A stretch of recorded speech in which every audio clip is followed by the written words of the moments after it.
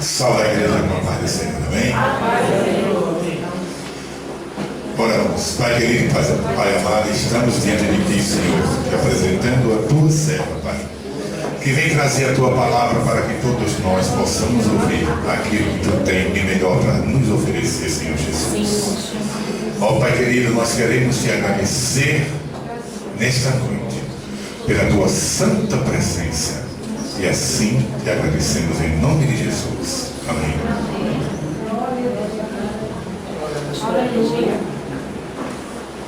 Glória a Deus. A paz do Senhor. É motivo de alegria retornar a esta casa. Está mais bonita do que eu esperava, viu, pastora? Jândela. Aleluias. Quero dizer que me sinto honrada, por estar aqui no Dia dos Pais, no culto de mulheres, culto do departamento feminino. Eu estava ali sentada e perguntava a Deus qual era a palavra para esta noite. Porque muitas vezes Deus ele nos dá a palavra bem antes. Mas às vezes olhamos uma palavra e achamos até que é aquela palavra. E Deus fala conosco, mas ela é para outro dia. Eu estava ali escrevendo algo e o Senhor me direcionava para Lucas 5. Eu tinha preparado algo e Deus havia preparado algo diferente. Evangelho de Jesus, segundo escreveu o evangelista Lucas, capítulo 5.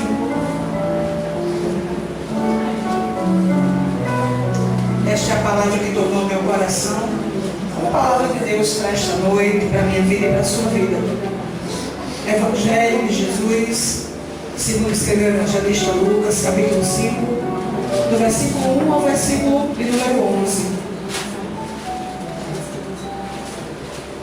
Tem como título A Pesca Maravilhosa, os primeiros discípulos. Se você encontrou, fique de pé.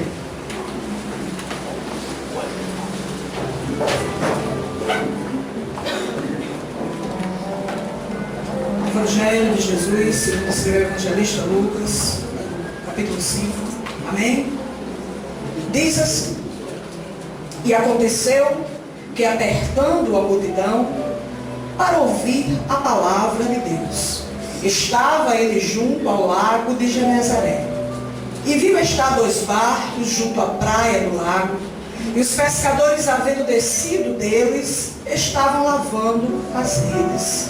E entrando num dos barcos, que era de Simão, pediu-lhe que o afastasse um pouco da terra. E assentando-se, ensinava do barco a multidão. E quando acabou de falar, disse a Simão: Faze-te ao mar alto e lançai as vossas redes para pescar. E respondendo Simão, disse-lhe: Mestre, havendo trabalhado toda a noite, nada apanhamos, mas sobre tua palavra lançarei a rede. E fazendo assim, colheram uma grande quantidade de peixes, e rompi-se-lhes a rede. E fizeram sinal aos companheiros que estavam no outro barco, para que os fossem ajudar. E foram. E encheram ambos os barcos de maneira tal que quase iam a pique. E vendo isto, Simão Pedro prostrou-se aos pés de Jesus, dizendo: Senhor, ausenta-te de mim, que sou um homem pecador. Pois que o espanto se apoderara dele e de todos os que com ele estavam, por causa da pesca de peixe que haviam feito. E de igual modo também de Tiago e João, filhos de Zebedeu, que eram companheiros de Simão. E disse Jesus a Simão: Não temas, de agora em diante serás pescador de homens. E levando os barcos para a terra, deixaram tudo e o seguiram. Deus soberano e amado, aqui está, Pai, a tua palavra, que é santa e que é fiel. Queremos te pedir nesta noite, Pai, juntos em concordância, que fale, Pai, aos nossos corações. Que o coração de cada pessoa que adentrou por essas portas seja como uma terra a qual o agricultor a prepara para lançar a semente. que essa semente lançada nesta noite, Pai, ela venha germinar, Senhor, e dar os frutos, Senhor amado, os quais Tu já determinaste. Glorifica o Teu nome neste lugar, como já é de costume. É o que nós te pedimos, mas também queremos te agradecer em nome de Jesus. A maioria das vezes que nós vemos Jesus nos evangelhos em movimento, nós vemos Jesus acompanhado de uma multidão. E naquela manhã, lá no lago de Genezaré, não era diferente. A Bíblia diz que uma multidão acompanhava Jesus e o apertava para ouvir a palavra de Deus. E nos dias de hoje também não é diferente. Apertamos Jesus através da oração pela salvação de um filho. Apertamos Jesus através da oração por uma porta de emprego. Apertamos Jesus pela conversão de um pai, pela transformação de um marido, pela troca de um carro, pela compra de uma casa. Mas eu quero te dizer uma coisa nesta noite. O Brasil pode estar clamando a Jesus, Israel pode estar clamando a Jesus, os Estados Unidos podem estar clamando a Jesus, mas ele continua sendo aquele que chega em Betesda, onde tem centenas que se apaixonam por um. Eu quero te dizer nesta noite que a terra está clamando, mas que Jesus, ele conhece o teu clamor e a tua necessidade. Aleluia. Jesus está sendo apertado pela multidão, Jângela, mas a Bíblia diz que quando ele olha para a praia do lago de Genezaré, ele vê 2 barcos, os quais os pescadores haviam descido e estão lavando as redes. E quem sai para pescar, não sai dizendo hoje eu vou pescar, mas será uma noite de derrota, porque eu tenho certeza que eu não vou pescar nada. Quem sai para pescar, sai pensando que naquela noite a pescaria será memorável. Mas nem todas as vezes que esperamos vitória, ela chega. Nem todos os dias que pensamos que serão de sorrisos, eles estão nos nossos lábios. Nem todos os dias que almejamos conquistas, elas chegam às nossas mãos. E quando vivemos momentos assim, os quais as nossas expectativas, elas são frustradas, temos uma tendência de descer do barco e de querer não lavar as redes, mas de jogar essas redes fora. Talvez você tenha chegado aqui nesta noite e você esteja cansado do que você está vivendo. Talvez você tenha chegado aqui nesta noite e você não esteja entendendo o que você está vivendo. Talvez você tenha passado por essas portas nesta noite e você tenha tido uma decepção, você tenha tido uma semana de tristeza, você tenha tido um mês de contrariedades e o seu desejo é descer do barco e jogar as redes fora. Mas a Bíblia não diz que eles descem do barco e jogam as redes. A Bíblia diz que eles descem do barco e lavam as redes. E quem lava as redes está dizendo, hoje não deu certo, mas eu vou lavar porque amanhã eu irei usar. Quem lava as redes está dizendo, hoje não foi bom, mas eu vou lavar porque na outra semana eu vou necessitar. Jesus te trouxe aqui nesta noite para lavar as redes do teu coração, para lavar as redes da tua emoção, para lavar as redes do teu pensamento, porque o choro ele pode durar uma noite, mas Deus te trouxe aqui neste dia para te dizer que a alegria ainda chega ao amanhecer. Eles descem do barco e agora eles estão lavando as redes. A Bíblia diz que haviam 2 barcos. Jesus olha e a Bíblia me mostra que Jesus escolhe um barco. Porque quem prometeu te visitar pode errar a sua casa. Quem disse que ia te pagar o que te deve pode não acertar o teu endereço. Quem prometeu te ver pode não chegar na tua rua. O correio pode não te alcançar. Quem te fez uma promessa pode não chegar. Mas Jesus te trouxe aqui nesta noite, no dia dos pais, decamaço, maniai, no culto feminino, para te dizer que Ele não erra endereço. Anagaço, maniai. Aleluia. Ele conhece o teu endereço, Ele conhece o teu nome, Ele conhece o teu sobrenome. Você acha que Ele não vai fazer, mas Ele te trouxe aqui para te dizer, eu vou fazer. Você acha que o que Ele prometeu há 2 anos atrás não vai acontecer, mas Ele te sentou nesta cadeira, moça, para te dizer que vai acontecer.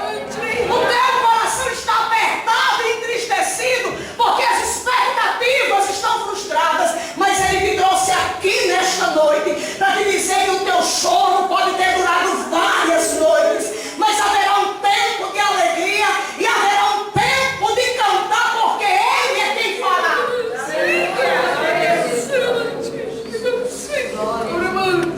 Jesus olha e a Bíblia diz que Ele escolhe um barco e Ele entra naquele barco.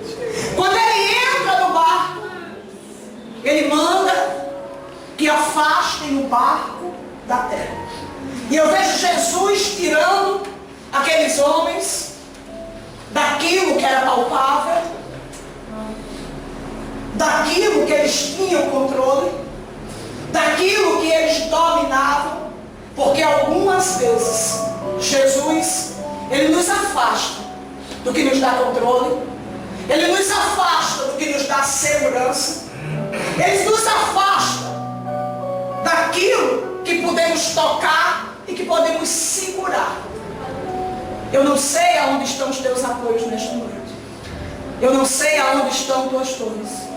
Mas Jesus te trouxe aqui nesta noite para te convidar a confiar mais no agir dele e menos no Senhor. Mais na mão dele, menos na sua.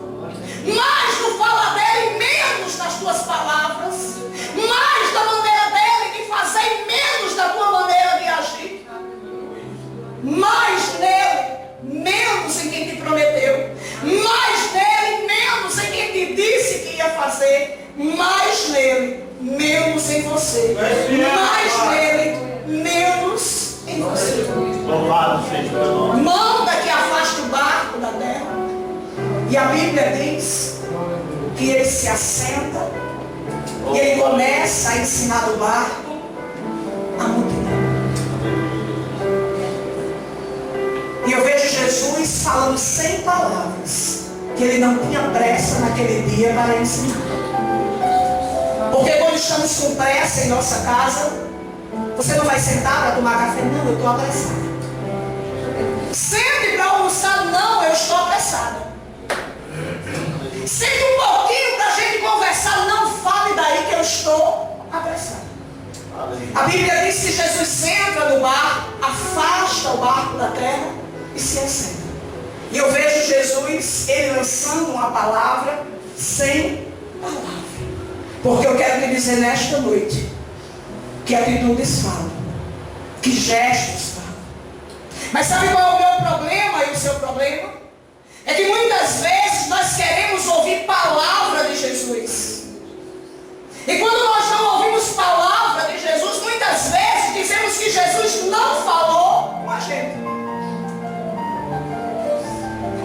A Bíblia diz que eu vi uma mulher cirofilíssima. Essa mulher ouve falar de Jesus e ela tem um problema dentro da sua casa. Ela tem uma filha que está miseravelmente endemoniada. Sai correndo atrás de Jesus. E o que ela disse para Jesus é: filho de Davi, tem misericórdia de mim, porque a minha filha está miseravelmente endemoniada. Em poucas palavras, ela está relatando uma história de sofrimento. A Bíblia diz que Jesus não diz palavra. E quando Jesus não diz palavra, quem está acostumado a ouvir palavra de Jesus se inquieta. Quando Jesus não diz palavra, quem está acostumado a ouvir a voz de Jesus, quer ouvir palavra de Jesus. Mas Jesus te trouxe aqui nesta noite para te dizer que Ele também responde sem palavras. Mas sabe qual é o meu problema e o seu problema? É que quando Jesus responde sem palavras, Ele responde com circunstâncias. E muitas vezes as circunstâncias que estão ao meu redor, elas não são aquilo que eu queria como resposta. Aí eu quero ouvir palavra de Jesus. Eu só queria saber se aquilo dá certo para mim. Mas Jesus não falou comigo, impossível. Porque Jesus tem falado com você através de circunstâncias, Ele tem falado sem palavras. Eu só queria saber se eu devo fazer uma sociedade com Antônio. Mas Jesus não falou palavra. Mas alguém te falou sobre essa pessoa. E Jesus está me falando sem palavras. Eu só queria saber se Aninha é minha esposa. Jesus ainda não me disse se ela dá certo comigo. Mas você chegou na casa de Aninha. E Aninha não coloca um prego no mamão podre. É tudo sujo, Aninha não lava o prato. Jesus está me respondendo sem palavras. Jesus se assenta para ensinar. E eu vejo Jesus falando sem palavras que Ele não tem pressa. E o tempo é uma das coisas que mais nos incomodam quando Jesus resolve se assentar para ensinar a mim e a você. Porque muitas vezes olhamos o período de aprendizado de alguém e parece que tudo na vida de alguém é muito rápido. Jesus fala hoje, acontece amanhã. Jesus diz amanhã, acontece com 15 dias. Mas você olha para você e o que Jesus disse há 15 anos ainda não aconteceu. Aí você fica frustrado. Fica achando que é azarado. Fica achando que está imaculado. Fica achando que nada dá certo. Escute o que é que Jesus manda eu te dizer nesta noite. Ezequiel foi levado a um vale de ossos em uma visão. Mas naquele vale, Ezequiel era profeta. Você não é imaculado nesse vale. Você não é azarado neste vale. Você não é alguém que tudo que é contrário só acontece com você neste vale. Ei, Jesus te trouxe aqui nesta noite para te dizer que neste vale você é profeta. Cante no vale, profetize no vale, glorifique a Ele no vale. Sabe por quê? Porque o que Ele lhe prometeu, há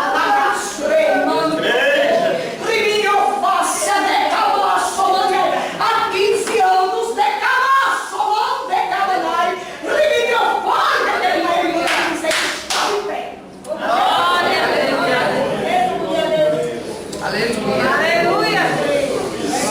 Jesus se assenta. E eu vejo Jesus sem pressa. E Ele começa a ensinar. Há quanto tempo Jesus Ele está te ensinando? Questionamos tantas coisas a Jesus. E às vezes não conseguimos entender que Ele não é um velhinho com um chicote na mão. Ele é pedagogo. Ele tem seus métodos de ensinar. Estamos em uma faculdade. Quem vai a um colégio, a uma faculdade, cada professor tem um método. Tem uns que gostam do projetor. Tem professores que adotam a apostila. Há professores que adotam livros. Você estoura sua cota de livro da biblioteca. Mas há professores que eles resolvem te colocar para escrever. Porque eles gostam de ditar. E escrever caleja o dedo. E o dedo está na mão. E às vezes a nossa mão ela fica cansada. Eu não sei qual o método que Jesus Ele escolheu para te ensinar. Mas eu quero te dizer uma coisa nesta noite. A caneta que escreve a tua história, ela não está nas mãos do diabo, ela está nas mãos do Deus que me chamou. Reminiofácia, pecado só. Você tem olhado para a sua história e tem achado que ele perdeu o controle dela, mas ele me trouxe aqui neste dia para te dizer que ele faz o fim das coisas antes do começo dela, e que o final é melhor do que o princípio. Aleluia. É verdade. Está fora do teu controle, mas está no controle É dele. verdade, Jesus. Está fora do teu domínio, mas está no domínio dele. Está longe da tua mão, mas está na mão dele. Está longe do teu agir, mas está dentro do agir dele. O salmista, no Salmo 46, ele diz: ele faz cessar as guerras até os confins da terra. Eu quero te dizer nesta noite que eu tenho limite. Quem prometeu te ajudar tem limite. Quem te ama tem limite para fazer alguma coisa por você. O teu pastor, a tua pastora tem limite. A presidenta do Brasil tem limite. O governador do estado tem limite. O Brasil tem limite. Os Estados Unidos têm limite. A ONU tem limite. Mas o salmista diz que ele vai até os confins da terra. O teu Deus é ilimitado. Aonde você não chega, ele chega. Aonde você não vai, ele vai. O que você não alcança, ele alcança. O que você não ouve, ele ouve. E aonde a tua voz não fala dele, vai começar a falar. Jesus se assenta e ele está ensinando. Oh, aleluia. Hoje é dia dos pais. Temos um filho. O menino nem se equilibra direito em pé. Já estamos pensando em qual escola matricularemos ele. O menino nem fala direito, não sabe nem o que é o redondo. Já estamos pensando qual o melhor colégio para ele. O maternal tem um período. O jardim tem um período. A primeira série tem um período. O primeiro grau tem um período. O segundo grau tem o seu período, porque todo ano de aprendizado, toda série de aprendizado, ela tem o seu período. Eu não sei há quanto tempo Jesus ele está me ensinando. Talvez você tenha questionado tantas coisas a Deus. Jó, ele está passando por um período de adversidade, mas também um período de aprendizado.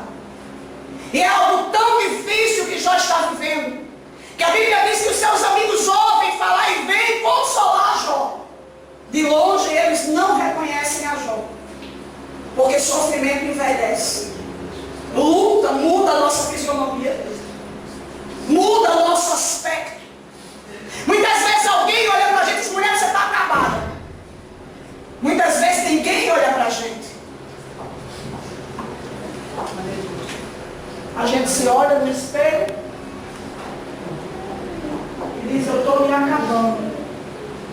E foi assim que a senhora disse que eu te disse: eu abraço. Eu faço, eu abraço. Eu fora de passear. Ei, mas o salmista disse: minha filha, no Salmo 104, eu aceito as elas e o rosto. A senhora acha que está se acabando e ele manda te dizer que tu estás florescendo. Você acha que não suporta e ele manda te dizer que ele conhece a tua capacidade. Você acha que vai jogar as redes fora e ele manda te dizer que ele vai fazer as redes ficar segurando em tuas mãos, porque ele é Deus.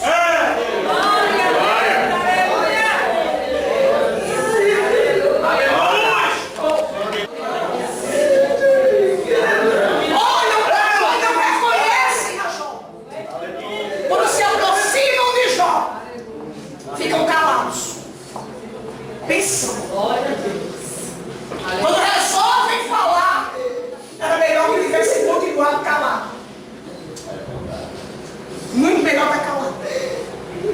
Eram amigos, pastora Regina, eram. Porque a gente conhece meia dúzia de amigos assim, que quando você passa por adversidade só pode estar fora da direção de Deus. Que quando você passa por luta só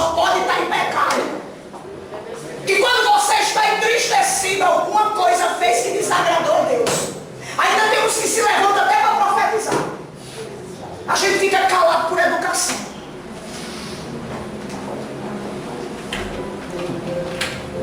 E Jó, ele começa a fazer perguntas a Deus. Porque ele foi amamentado? Porque houve o dia do seu nascimento? E Deus está em silêncio.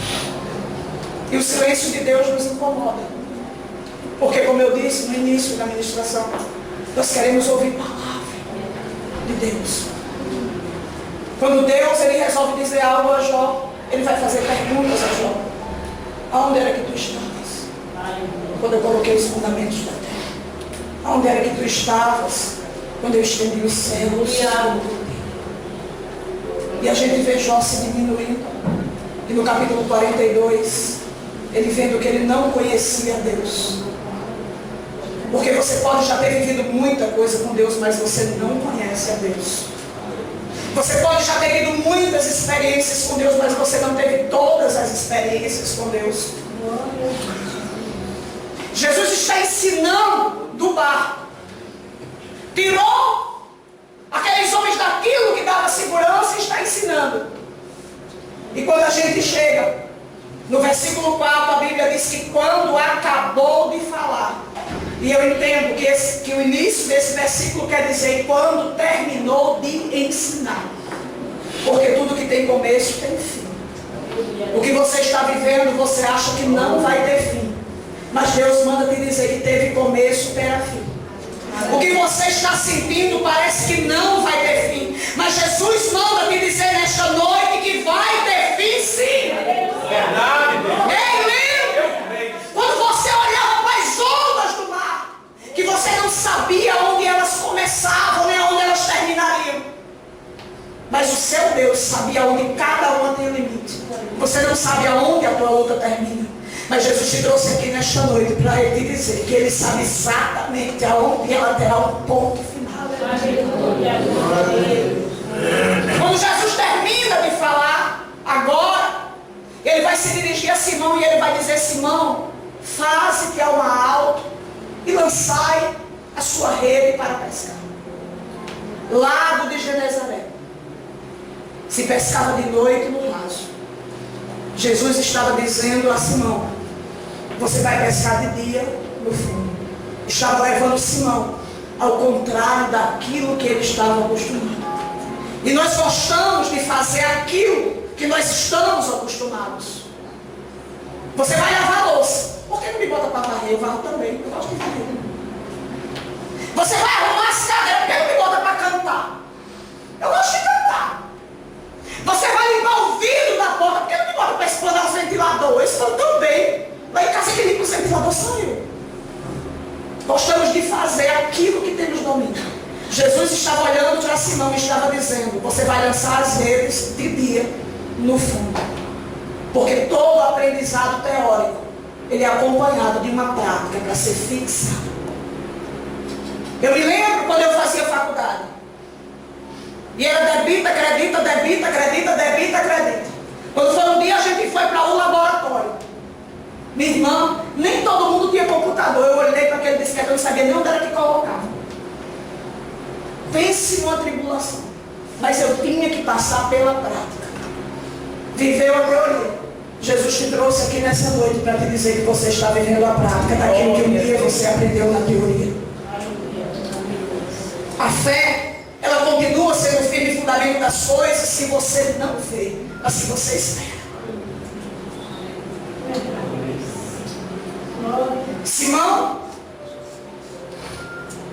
vá para o fundo e jogue as suas redes.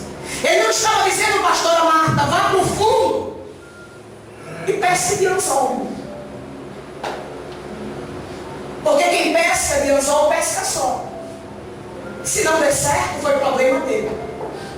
Ele estava dizendo, lance a rede. E quem lança a rede trabalha em equipe.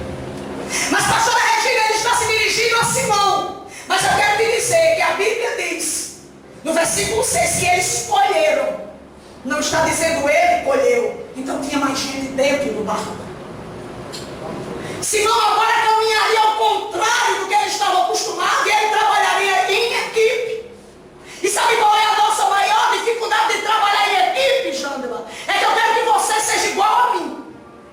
você não pregar igual a mim, você não prega nada. Eu quero que a pastora Marta cante igual a mim. Se ela não cantar igual a mim, ela não canta nada. A pastora Marta cantando igual a mim, vixe. Não ia cantar nada mesmo.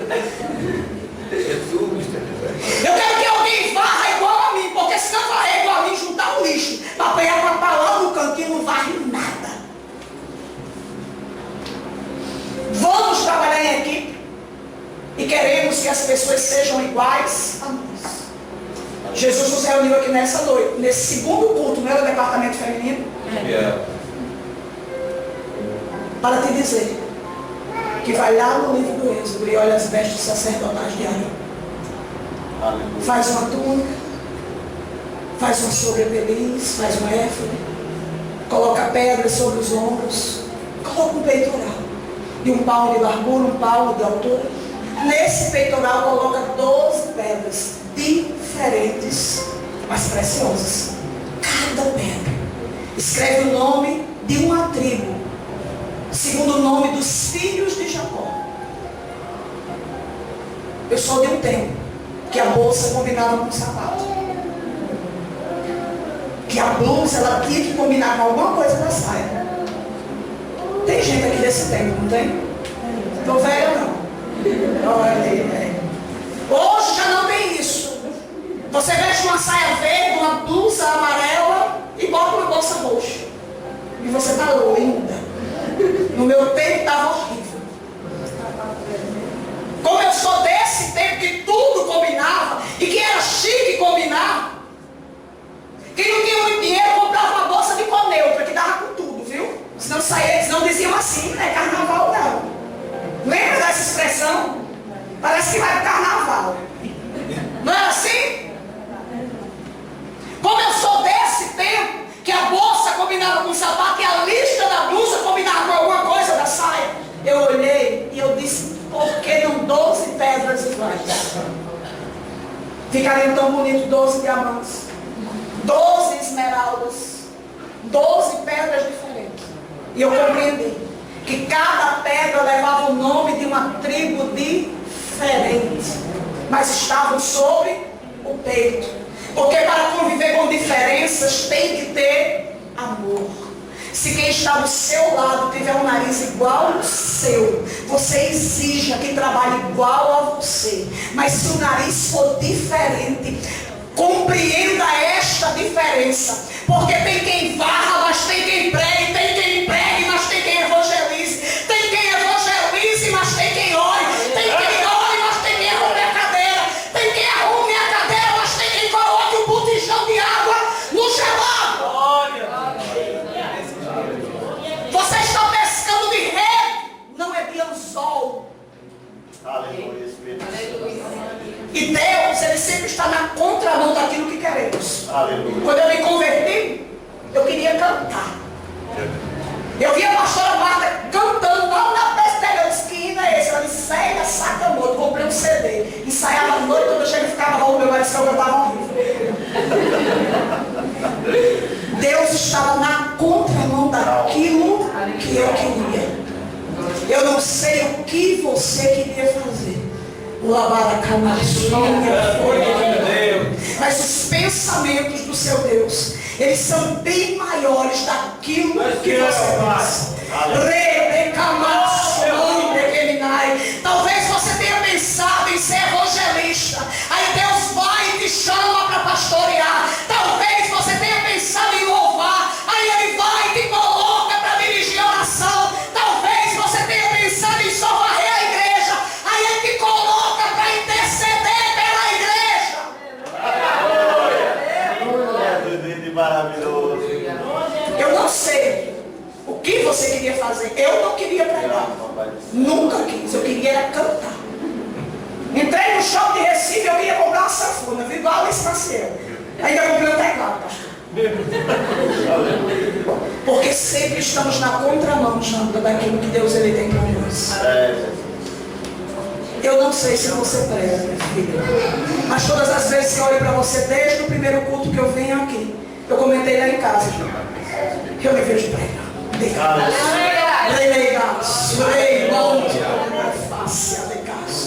Remando como na infância. Eu vejo como Deus abrindo assim um vulcão, sabe, pastora Marta? Um negócio assim, uma coisa tremenda. Você pode até não saber dizer nada. Mas eu quero te dizer uma coisa, eu me vejo pregando. Todas as vezes que eu olho, e é o Senhor quem vai me capacitar. Eu creio assim. Eles agora teriam que ir na contramão e trabalhar em equipe. A Bíblia diz que quando eles lançam as redes, eles colhem uma grande quantidade de peixe. Porque às vezes achamos que Jesus ele nos colocou no lugar errado, mas ele só coloca no lugar certo. Às vezes achamos que nos confundimos com a voz de Deus, e o que não sabemos é que estamos caminhando na direção de Deus. Ele diz: olha, Simão, vai para uma alta e lança as redes.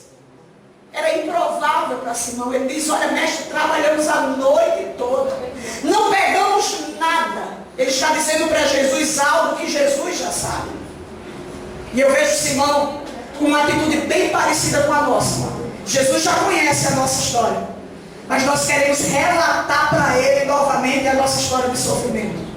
Jesus já conhece o que estamos passando, mas nós sentimos a necessidade de falar para ele novamente o que nós estamos passando.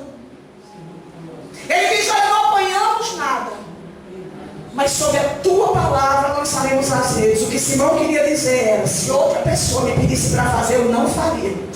Eu vou fazer porque o Senhor está mandando. Se Jesus te mandou fazer, faça. Se Ele te mandou ir, vai. Se Ele te disse fica, fica. Se Ele te disse ajuda, ajuda. Porque Ele se responsabiliza. Obrigado, Espírito Santo. Vai esperar. Lança as redes, e é uma quantidade tão grande de peixe que a Bíblia diz que as redes se rompiam. Quando as redes estão se rompendo, a Bíblia diz que quem está naquele barco chama quem está no outro barco. Porque eu quero te dizer uma coisa nessa noite: tem pessoas que sobrevivem à escassez, tem pessoas que sobrevivem à luta, à tristeza, à derrota, à perseguição, à fofoca. Mas tem pessoas que não conseguem sobreviver ao momento de exaltação. Elas se perdem, pastor. Passam pela luta, pelo vale de lágrimas, pela tristeza, pelo abandono, pela separação, por tudo. Mas no momento da exaltação eles se perdem. Quando eu olho para José, lá no capítulo 42, 43, eu vejo José como um sobrevivente perfeito.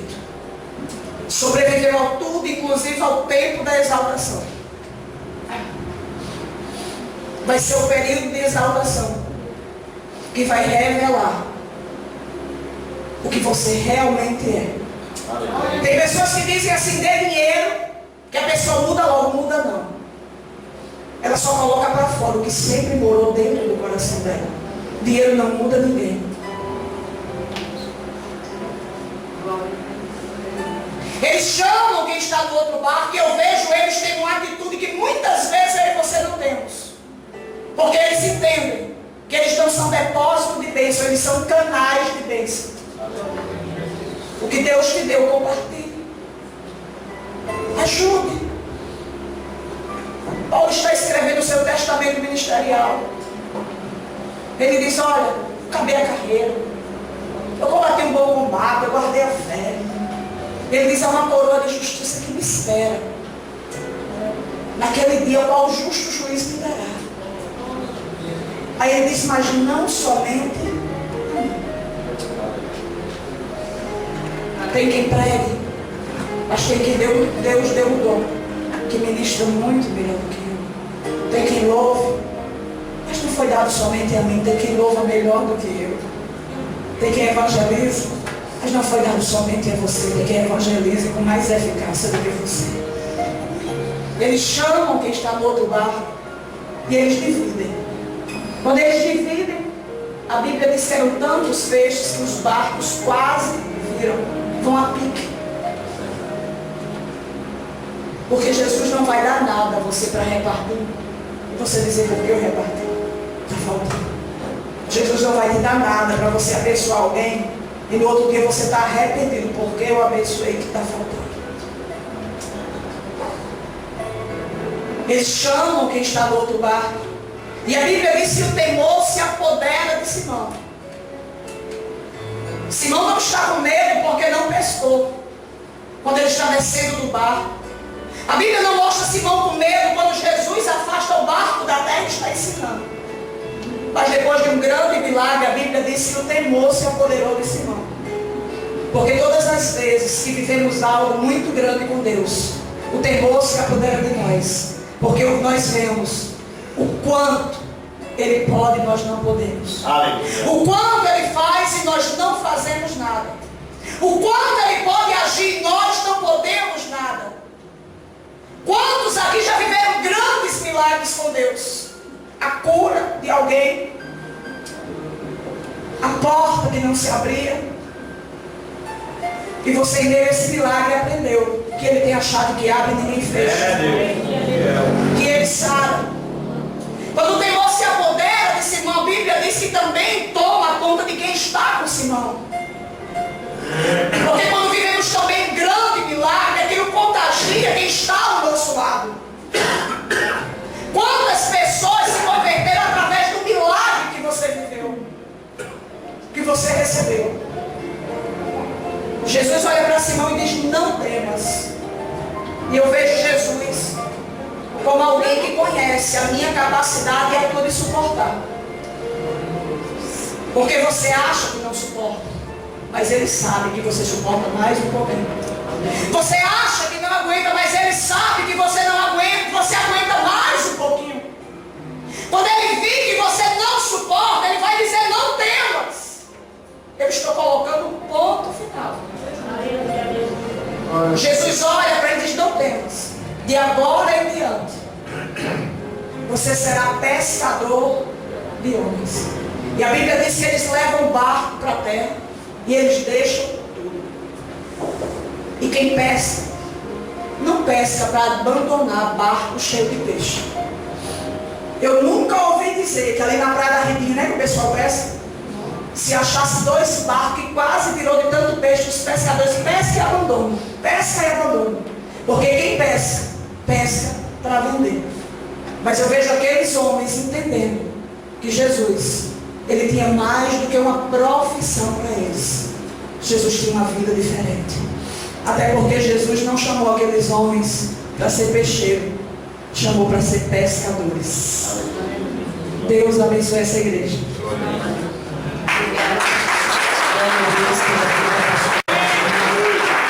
Deus falou contigo, Deus falou comigo, poderosamente.